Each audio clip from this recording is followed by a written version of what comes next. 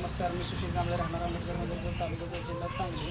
आपल्या काही मित्रांचा असा प्रश्न होता की दादा बिटल शेळी थोडीशी महागडी आहे. आता बिटल शेळी कशी आहे माहिती आहे का, लाईनची जी आहे ती महागडीच आहे. जी रेग्युलर आहे ती काही महागडी नाही आहे. रेग्युलर आपल्याला रेग्युलर रेटमध्ये मिळून जातात. आता लाईनच्या शेळ्यांचं कसं आहे माहिती आहे का, काही रोमन त्याच्यानंतर बघा ही डोळं जी आहे ती गारपीसारखी, शेळी आहे ती एकदम आकोडानं मागं वळलेली. त्याच्यानंतर हे बघा, ही कानाची लांबी बघा आणि रुंदी बघा.